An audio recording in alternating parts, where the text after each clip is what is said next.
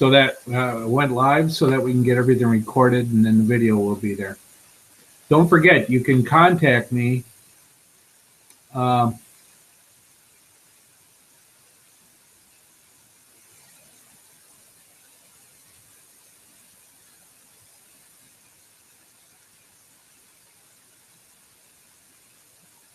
just looking at interesting effect that's happening.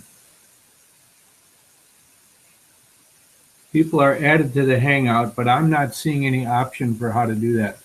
So once again, I'm sorry, still don't quite have it right, but we do know the video works. You can contact me again at, let me put it on the screen here. I will first share my screen. And once again, I'm gonna need some feedback from you guys. Last time when I first shared the screen, not everybody was able to see it. So let me know. I've got it up right now. And I'm gonna put on here the number.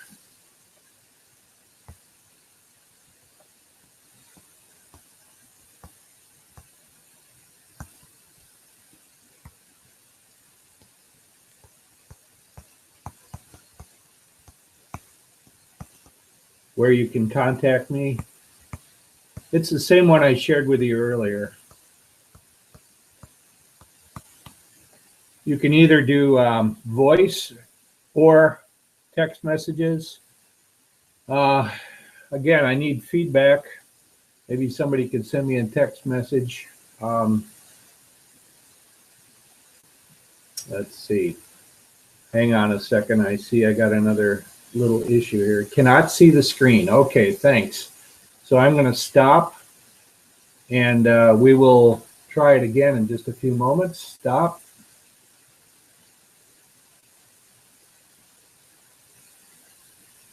And I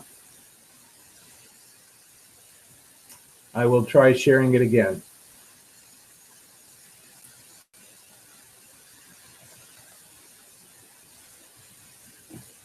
Okay, let's try this one more time. So it should be out to you guys. You should be able to see the screen where I've done some writing on it. And once again, I would look for your any feedback. Make sure we got that going.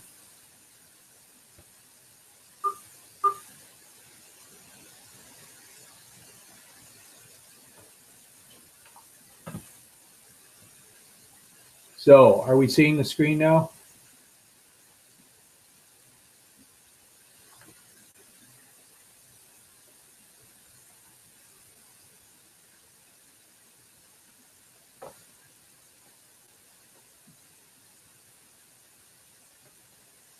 Just wait a few seconds. We got this little delay problem again.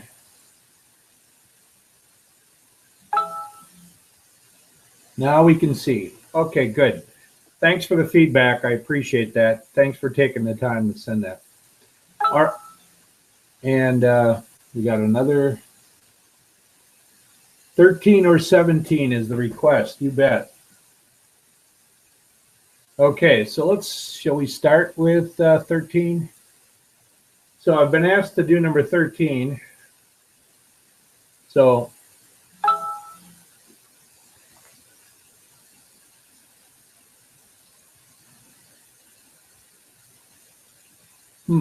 so I've got some people who can see and some who can't. All right, I'm going to do this one more time.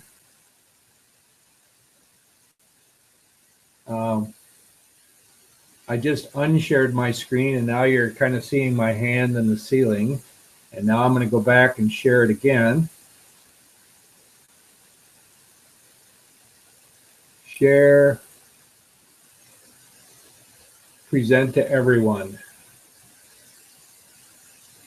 Now you should be, I know we have a delay, but you should be getting it now. So anyway, I've been asked to do number 13, so I'm going to start with that one. Okay, number 13 on 1-1. It says use algebraic tests. So let me write it down. X squared minus y equals 0. Okay, use the algebraic tests. to check for symmetry with respect to both axes and the origin. So you can do this pretty quickly. Let's first of all check y-axis symmetry. So what you do is take the x expression, which is x squared, plug in some number other than 0, like 1, and then plug in its negative. So if you plug in a 1 and then you plug in a negative 1, question is, will you get the same answer? Yeah, because it's going to be squared, that's going to come out the same, correct? So x, let's try another one. X is 2 as opposed to x is negative 2. Will that make any difference in this equation? No, because both of them are going to come out to the same number, 4. So therefore, that tells me we have, let's just write this down. We have y-axis symmetry. All right, now let's test for x-axis symmetry. Let's plug in a number for y and then it's negative and see if that makes a difference. Will that change things? So again, let's do a 1. If you plug in a 1, you're going to have -1. And if you plug in a -1, you're going to have +1. It changes. So right off the bat, we know we do not, we have no x-axis symmetry.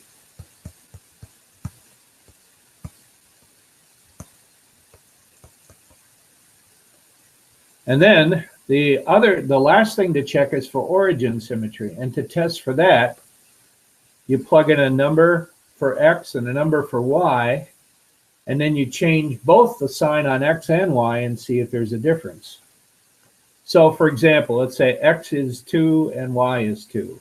If you plug it in right now, you'll get 4 minus 2, and you know it doesn't work. So the problem is this is still going to be the half circle there. That negative y is still going to be the problem.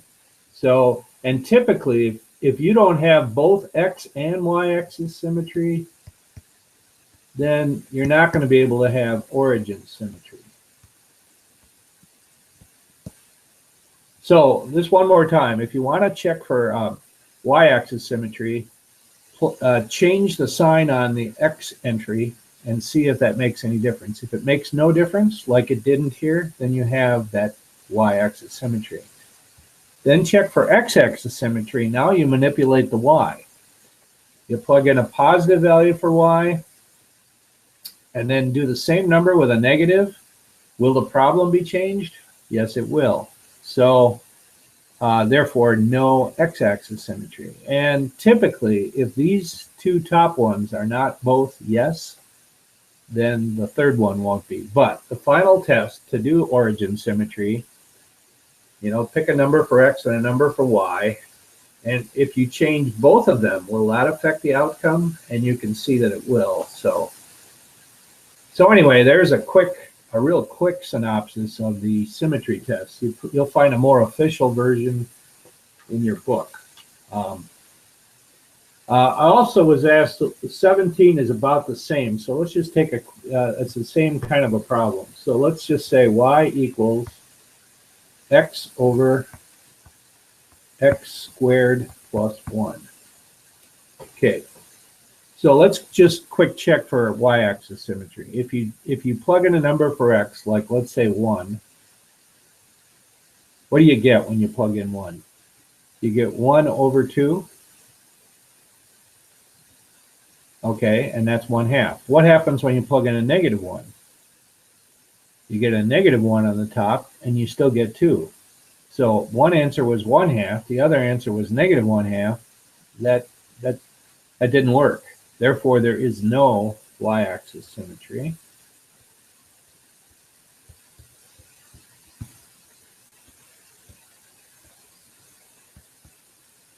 And let's just quick do the y. I mean, if you change, let's say we plug in a 3 for y. All right. If I plug in a negative 3 for y, will that make a difference? Yeah, it'll make a huge difference. You can't just willy-nilly change a sign and it affects everything. So we don't have x-axis symmetry. And guess what? If we don't have either of those, Let me just put a quotation mark. Then we aren't going to have origin either. So, sorry that's so sloppy. But, so what I'm trying to tell you is, this can be done fairly quickly with those 3 tests. So that's 13 and 17. Other requests. Are there any others from 1-1? And I don't know, whoever sent me a text message saying they still couldn't see my screen, that it flashes back to my picture. Let me know if you still have a problem. Okay. And hopefully everybody else, now that I disconnected and connected back again, everybody else should be seeing. Let me know if you can't see, okay? And again, any other questions on the 1.1 assignment? Things that puzzled you? Didn't get what they were asking, or anything of that nature? By the way, there is, if you're, nobody's hooked up live, so never mind. I was going to say there is a chat window, but I'm going to turn that off because that'll make my screen a little bit bigger. Okay, so anyway, sorry, I'm talking to myself. That's not a good sign. Looks like everybody can see. All right, one more. Oh, number 65. I do have another request. All right, here we go. Let's make a new page. Well, I guess we can look at this one. Okay, 65. Coming up here in a sec. 65. A rectangle of length x and width w has a perimeter of 12. So you'll have to excuse the upside down sick looking parabola here, but do you see that I have a rectangle drawn here? And I have x for the width, and I have x for the length and w for the width. And the perimeter is 12. So is there another, instead, you probably know by now, we can't deal with 2 variables here, x and w. So what I can do is set up this little, all right, 2 lengths, 2x, plus 2 widths, 2w. And they gave us the perimeter. It has to come out to 12, right? There's 2 lengths and 2 widths. So when you add them up, and with a little bit of algebra, you can come up with a new name for w. So a better name for w is 6 minus x. Why is that better? Because now we have everything in terms of, just x. All right, so what's the area of the rectangle? Length times width. And now we're going to use our new width, not w. Length, x, times our width, 6 minus x. All right. I'm not sure. Oh, that's a circle. Okay. By something I circled, this became a little confusing. Would you agree that if x times 6 is 6x, x times negative x is negative x squared? So here's my area. Okay.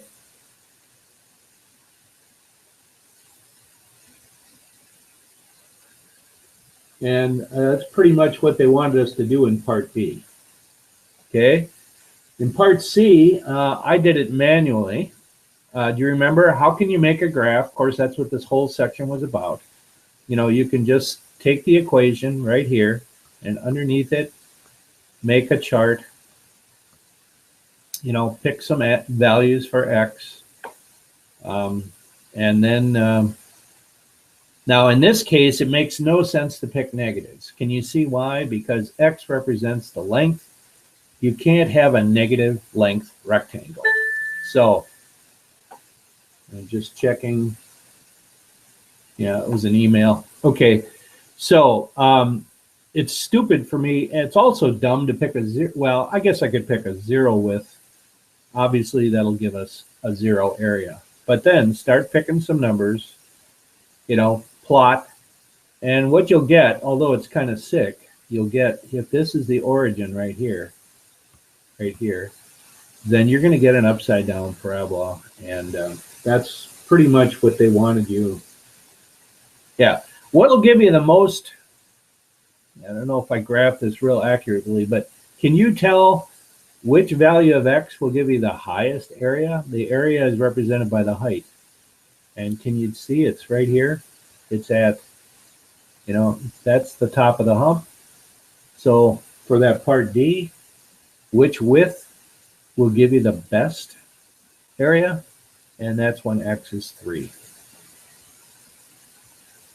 So anyway, that's number 65. Let's see, do I have any other requests? Those are the 3 I had currently. Anybody else, you can still, let me know if you want. Okay? So otherwise, and you can pipe in anytime with questions. I'm going to start the new lesson, and if you still have a question from before, it's not too late. Just let me know. Okay.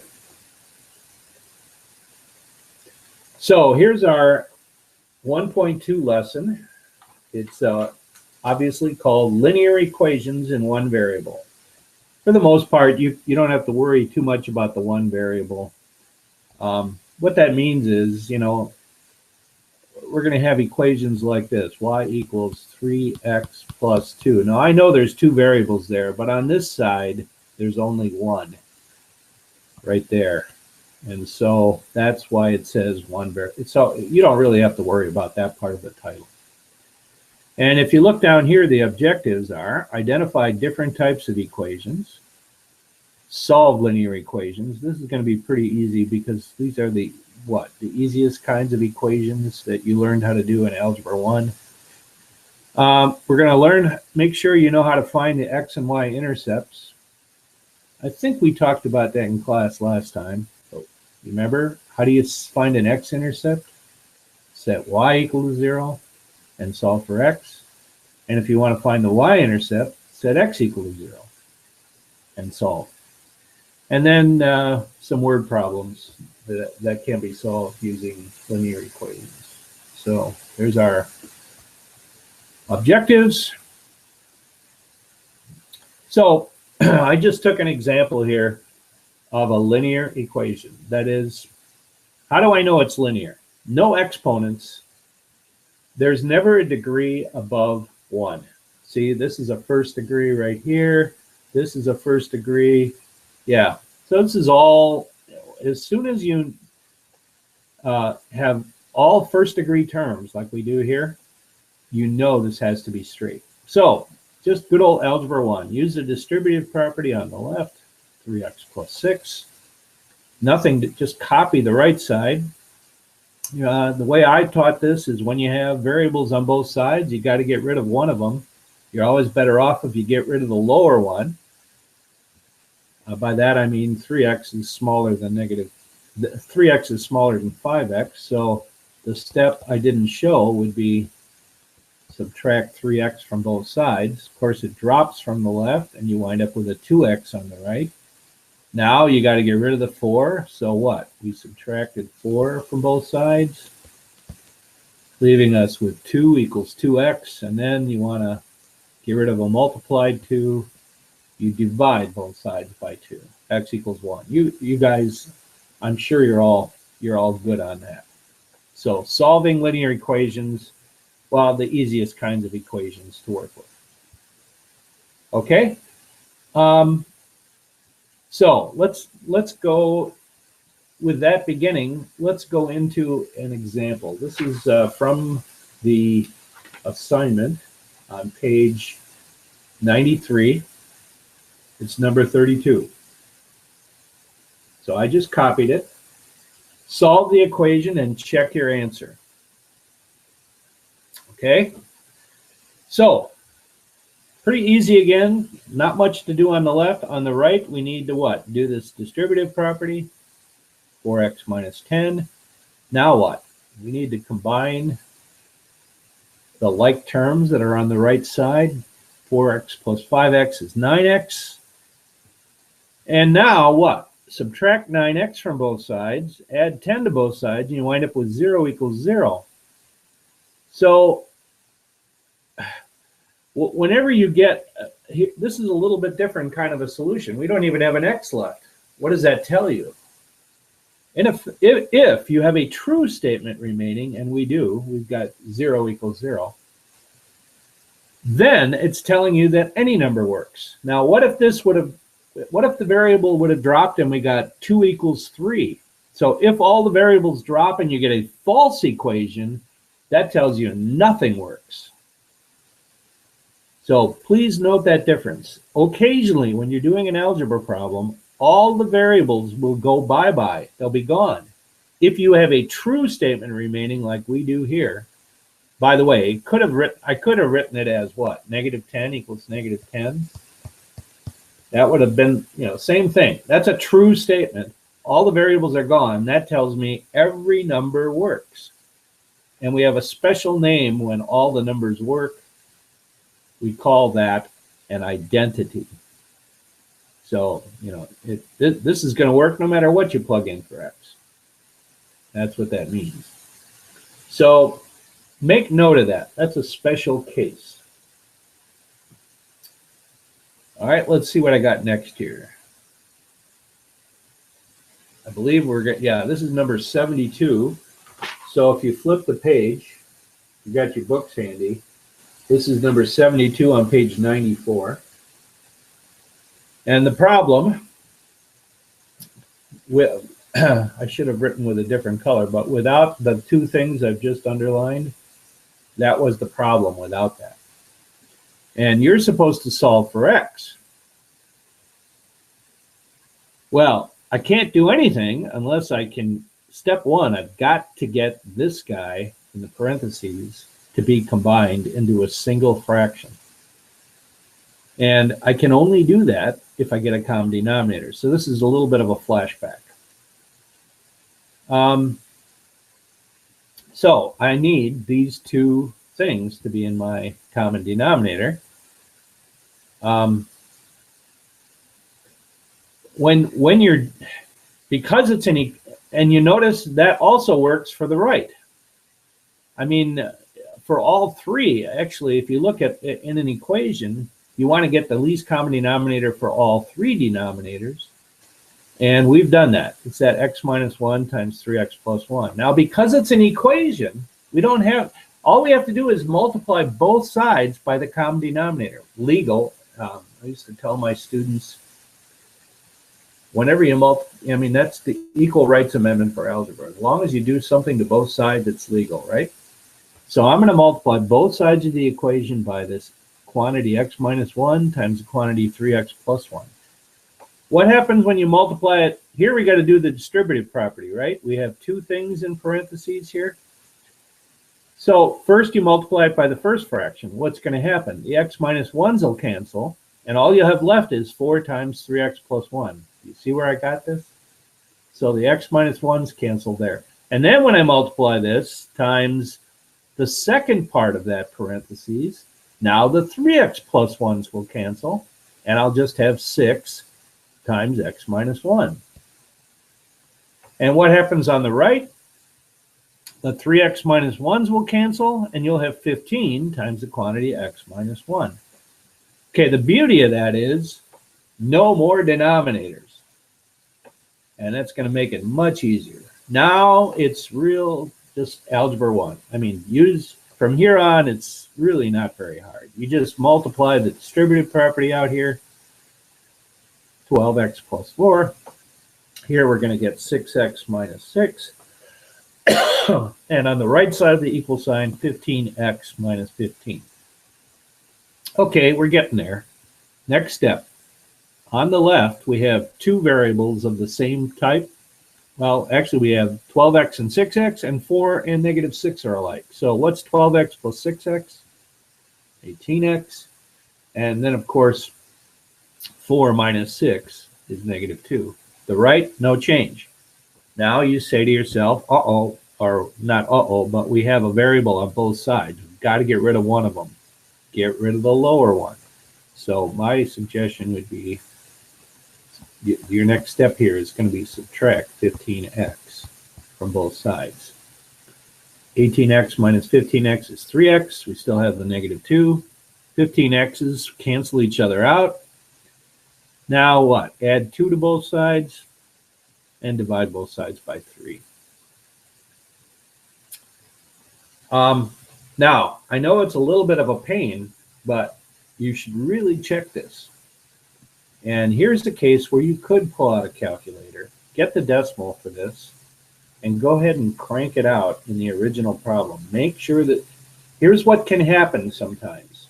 Sometimes an answer won't check because of, maybe a 0 created in the denominator or something like. Not because you messed up, but because of a domain issue or something like that. So take a little bit of time and check it. And if it checks, you are guaranteed to have it correct.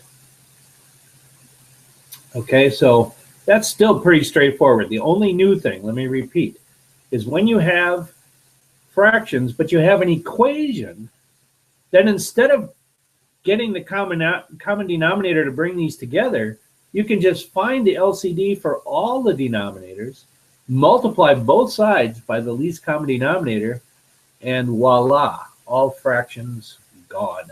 And once you have it gone, it's usually pretty straightforward, just good old algebra 1 stuff from there on.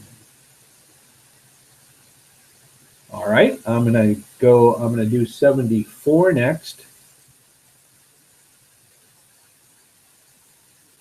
Same page. So it's kind of similar, and yeah. So anyway, on this one, again, you see how we have one denominator, x minus 2, other denominator is x plus 3.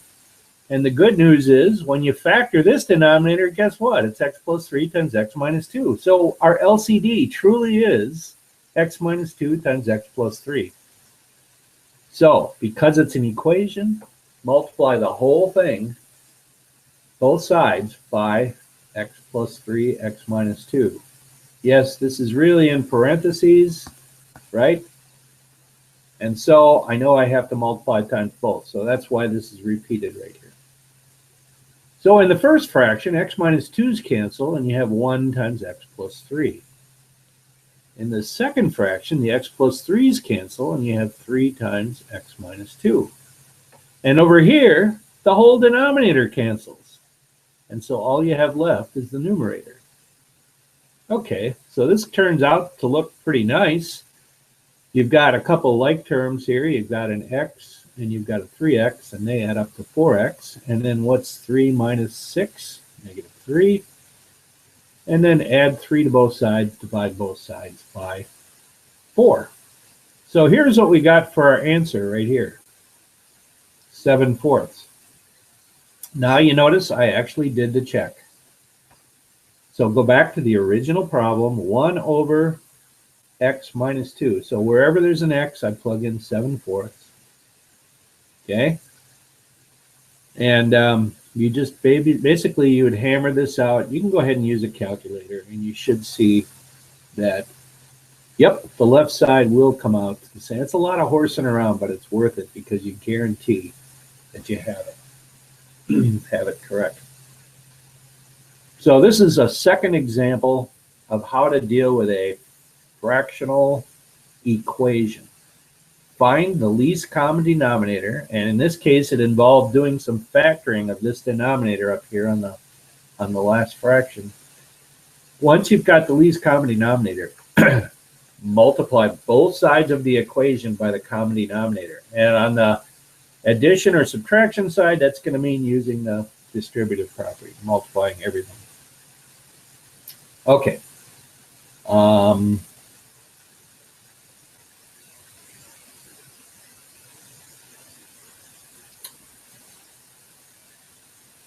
I don't know which one this is. X minus 2. Let me see if I can find it. Well, it doesn't matter. I'll tell you what, though.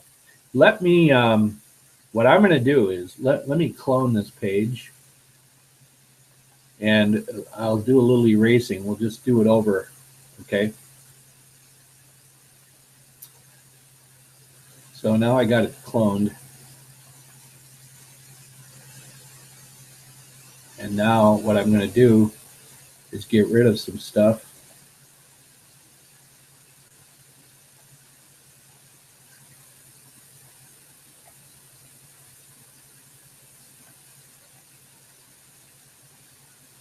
So except for the fact that a couple of them are crossed out, just ignore that. How would we do this? So first we got to find the least common denominator. Okay, so this denominator is obviously x minus 2. This one's x plus 2. And now, as in our review chapters, hopefully you looked at x squared minus 4 and said, you know what, that's the difference of two squares. So the square root of x squared is x. The square root of 4 is 2. And the answer is conjugates. One of them's plus and one's minus. Why conjugates? Because that means the middle term, the two middle terms will annihilate each other. If you look here, it would be plus 2x and minus 2x. So anyway, this really is the factorization. So now what's the least common denominator?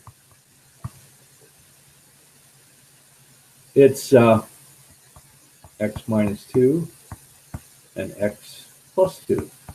You see how that includes the right side and the left side?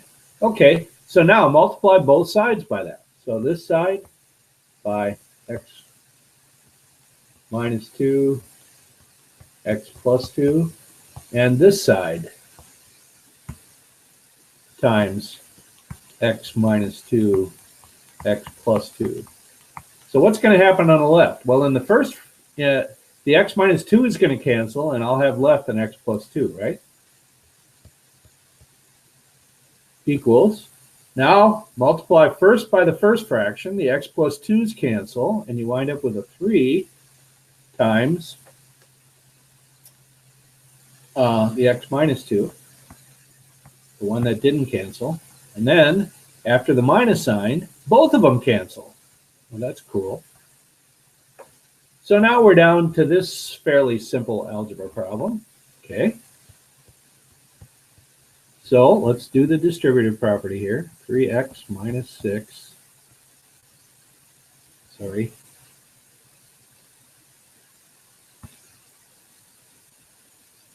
Coming back.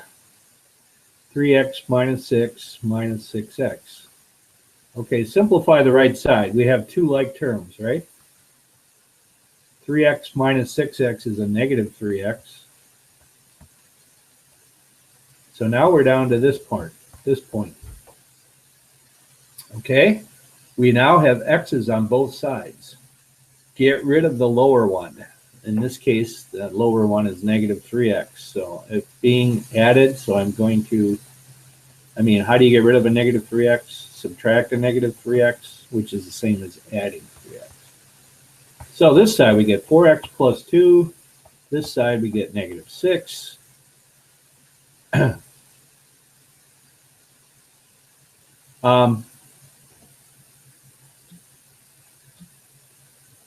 Sorry, I hope that didn't mess up your view.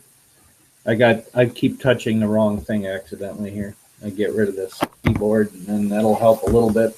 All right, so now I subtract 2 from both sides, and I would get 4x equals negative 8.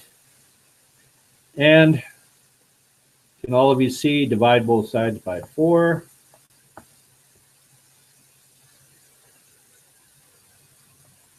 And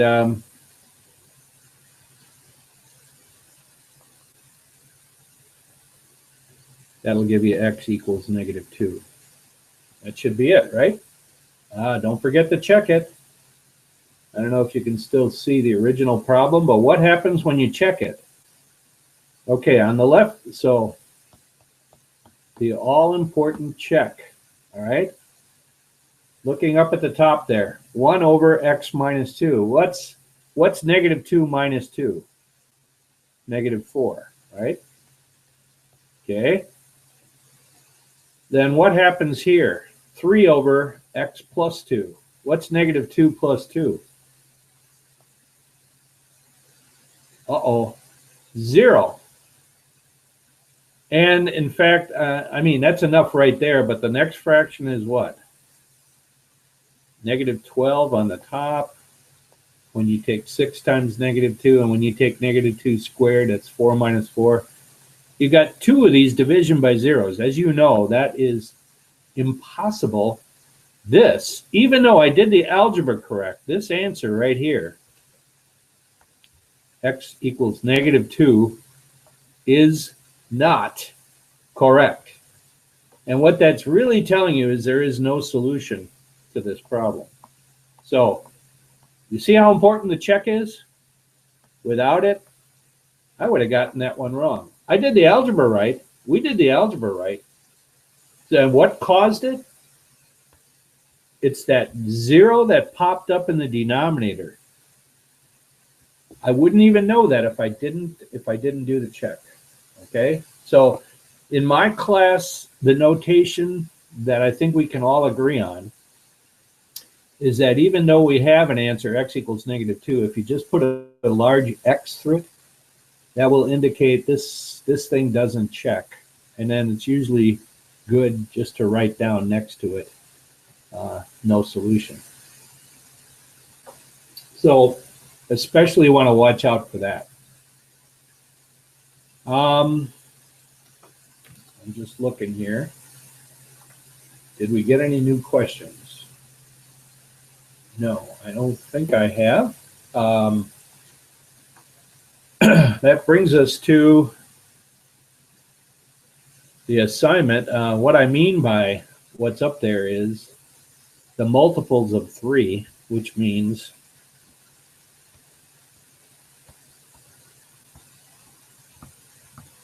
just 3 plus 3 is 6.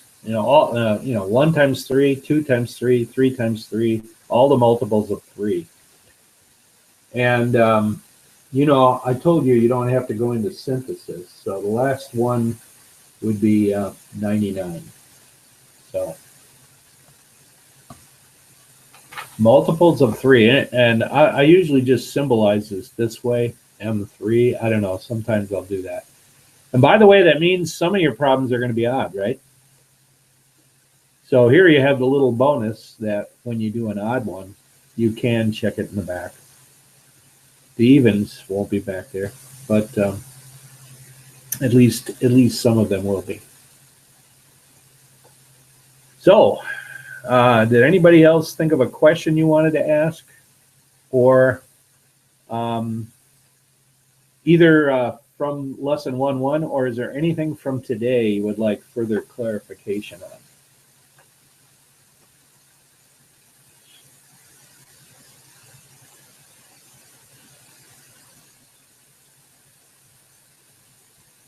If not, I'm going to wrap this up. Once again, if you didn't notice last time, the video is up there. And today's, let's see, what is it today? What's the date? The 22nd. So when you look in about a half hour, if you go up on our Moodle site, you should see 9/22/15, the date of today, with a link. And if you click on that link, it'll take you to the video. Thanks again for your feedback. And just because we're ending now doesn't mean you can't follow it up with questions in one of a number of formats. Call me, text me, email me, and I'll do my best to give you a hand. Thank you. I appreciate it very much. I'm going to stop the broadcast then. I'm just checking. Did I get any more messages? I don't believe so.